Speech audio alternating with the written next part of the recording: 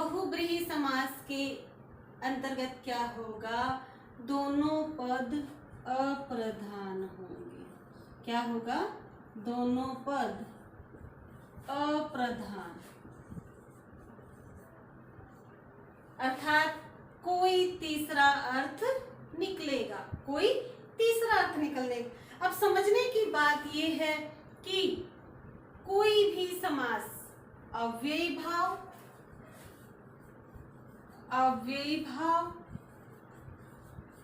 तत्पुरुष, द्विगु, कर्मधारय, द्वंद्व, इन सभी के उदाहरण बहुब्रीहि समास के अंतर्गत चले जाएंगे। शर्त क्या रहेगी? शर्त ये रहेगी कि कोई तीसरा अर्थ निकले। यदि कोई भी तीसरा अर्थ निकल रहा है इन सभी के उदाहरण में से, तो उसको किस में डाल देना है? बहुब्रीहि समास में डाल देना है, ध्यान में रखना है। तो चले देखें इसमें क्या होगा? दोनों पद अप्रधान होंगे और कोई तीसरा अर्थ निकलेगा। उदाहरण देखें।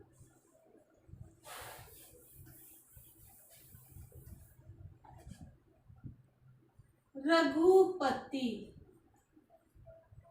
अर्थात रघुकुल के पति हैं जो। कौन है? राम। कौन है? राम। कोई तीसरा अर्थ आ रहा है राम, तो ये किसके अंदर आएगा? बहुब्रीहि समास में। और देखें नंद नंदन, नंद के नंदन है जो। नंद के नंदन है जो अर्थात कृष्ण। कोई तीसरा अर्थ आ रहा है। इसी तरह से दशानन, 10 हैं आनन जिसके, अर्थात रावण। 10 हैं आनन जिसके। कौन है? रावण। और देखें अनंग, नहीं है अंग जिसके। नहीं है अंग जिसके। कौन है वो? कामदेव। कामदेव, ठीक है। और देखें मनोज, मन में जन्म लेते हैं जो।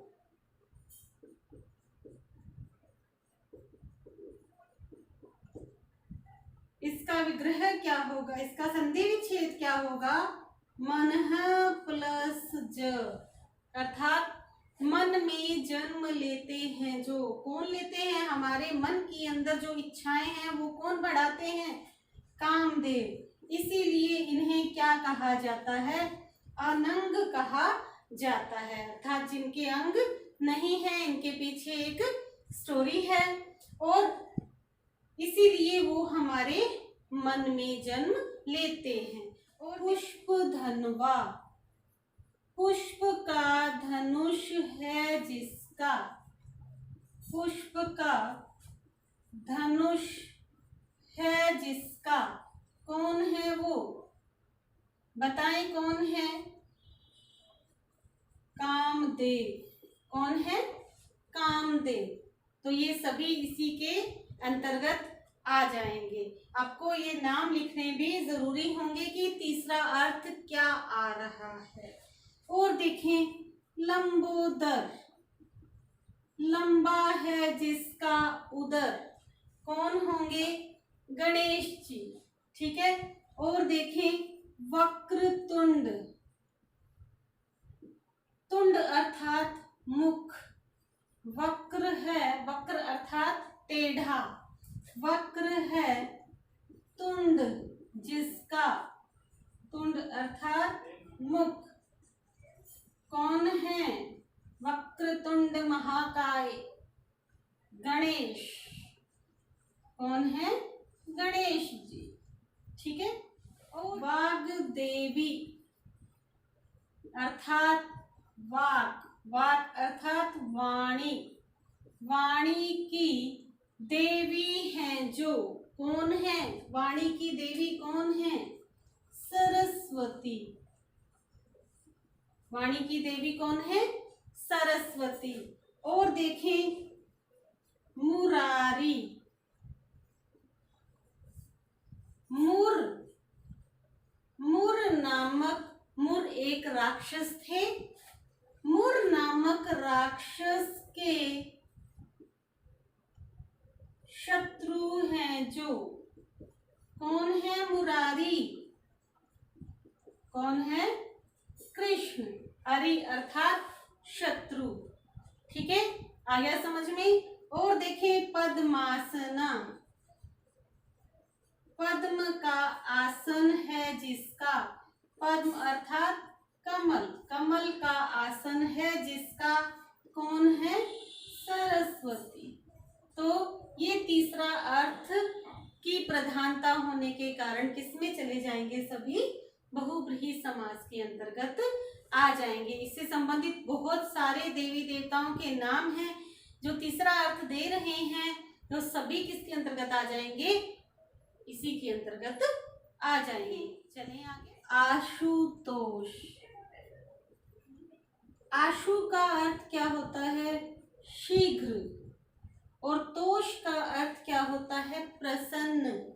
शीघ्र प्रसन्न हो जाते हैं जो, कौन हो जाते हैं शीघ्र प्रसन्न? शिव जी।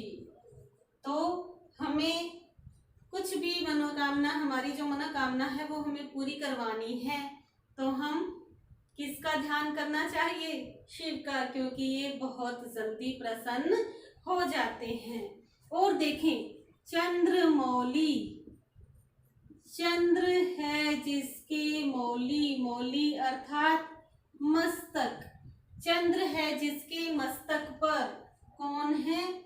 शिव। नीलकंठ, नीला है जिसका कंठ, कौन होंगे? शिव। ध्यान में रखना है। और देखें कपीश्वर, कपियों के ईश्वर हैं जो, कपि अर्थात वानर, कपियों के ईश्वर हैं जो, कौन है? हनुमान। कौन है? हनुमान। और देखें श्रीश, श्री, श्री अर्थात लक्ष्मी, श्री के ईश हैं जो, कौन है? विष्णु। कौन है? विष्णु। और देखें युधिष्ठिर,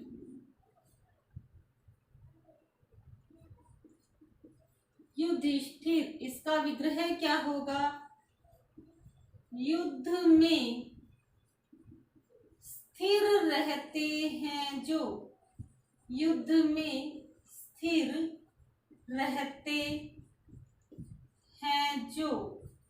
ठीक है, युधिष्ठिर, युधिष्ठिर अर्थात युद्ध में स्थिर रहते हैं जो, तो किसी को भी कह सकते हैं, लेकिन युधिष्ठिर नाम जो है वो युधिष्ठिर के लिए क्या हो गया है?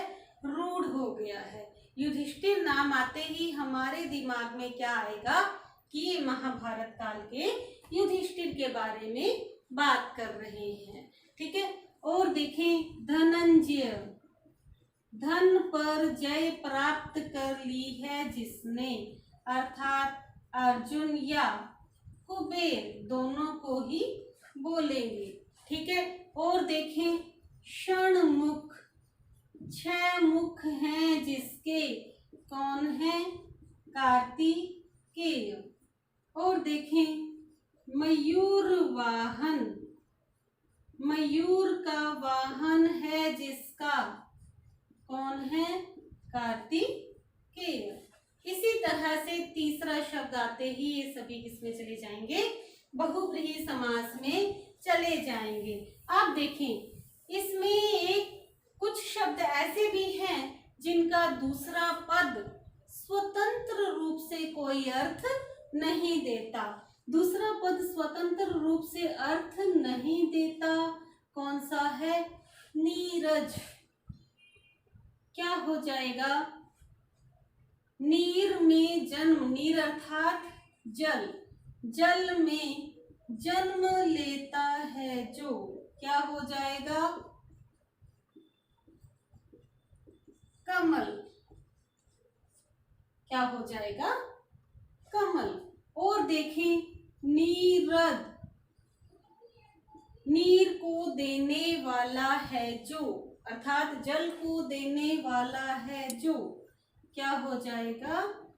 बादल। इसी तरह से और भी हैं, जलज, जल में जन्म लेता है जो, तो ये इनके लिए, जल में तो बहुत सारी चीजें जन्म लेती हैं, है ना, कीड़े मकोड़े भी होंगे, बहुत सारे जीव जंतु जो होते हैं जल में जो जन्म लेते हैं, लेकिन जलज जो शब्द है वो किसके लिए रूढ़ हो गया है? कमल के लिए रूढ़ हो गया है। और देखिए वारिज, वारिज में जन्म लेता, वारी में जन्म लेता है जो, वारी अर्थात जल में जन्म लेता है जो, क्या हो जाएगा? कमल। और देखिए दिवाकर, दिन को करने वाले हैं जो, कौन है? वाले हैं जो, अर्थात सूर्य। और देखें भास्कर, भा अर्थात दिन, भा का अर्थात क्या होगा? दिन, दिन को करने वाले, भा, भा का अर्थात होता है दिन, दिन को करने वाले हैं जो, क्या हो जाएगा? सूर्य। तीसरा अर्थ आते ही किसमें चले जाएंगे?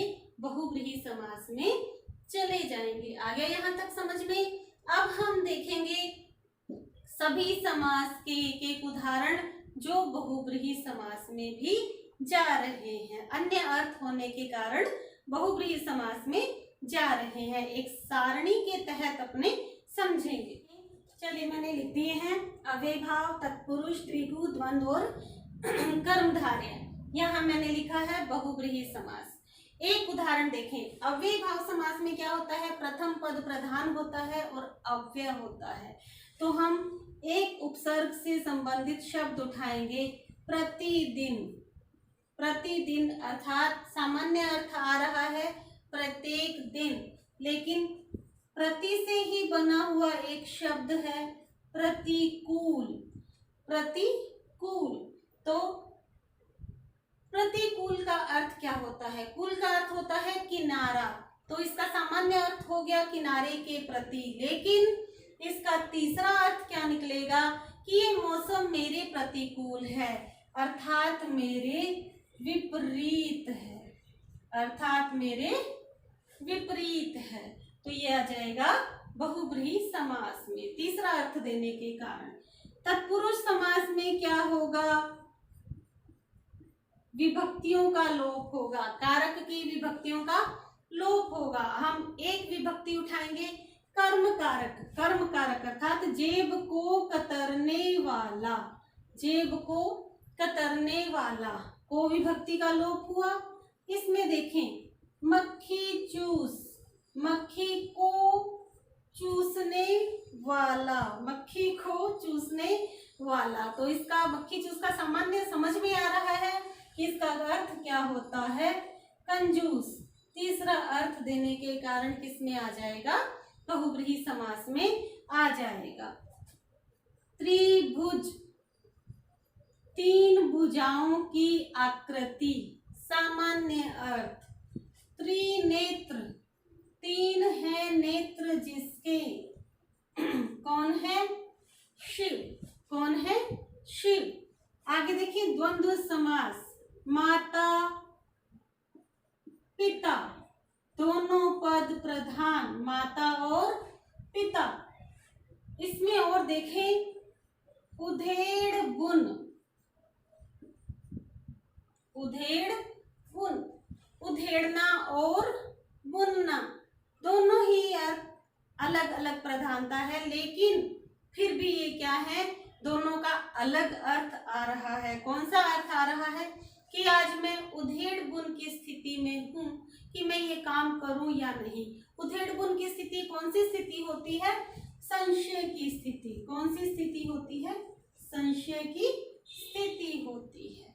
ठीक है, आगे देखें। कर्मधारय समास कृशकाय। कृश अर्थात कमजोर। इसमें क्या होगा? विशेषण विशेष्य उपमान उपमेय। तो कृशकाय, कृश अर्थात कमजोर है जिसकी काया, तो किसी की भी कमजोर हो सकती है, सामान्य सी बात है, सामान्य अर्थ है। लेकिन इसमें और देखें, विशेषण विशेष्य से संबंधित। लंबोदर, लंबा है जिसका उदर, कौन है वो? गणेश। किसके लिए रूढ़ हो गया ये शब्द? गणेश जी के लिए। तो तीसरा अर्थ देने के कारण ये किस में चले जाएंगे? बहुब्रीहि समास में चले जाएंगे। ऐसे और बहुत सारे शब्द हैं सभी समासों के जो बहुब्रीहि समास के अंतर्गत आ जाते हैं। और देखें कौन कौन से हैं, जैसे भूदान, भूमि का दान, भूमि का दान। सिंपल अर्थ तो ये है, लेकिन तीसरा अर्थ क्या रहा है? विनोबा भावे द्वारा चलाया गया एक आंदोलन, ये उसका नाम है, इसलिए किसमें आ जाएगा? बहुब्रीहि में।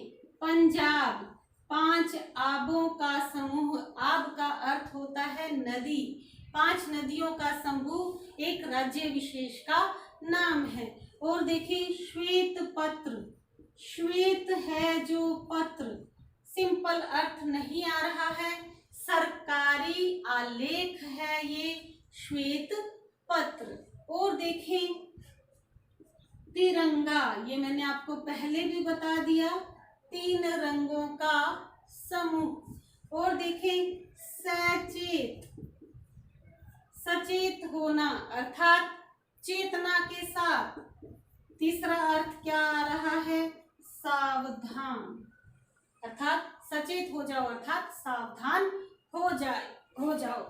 और देखें पतझड़, पत्तों का झड़ना, पत्तों का झड़ना। लेकिन इसका तीसरा अर्थ क्या रहा है?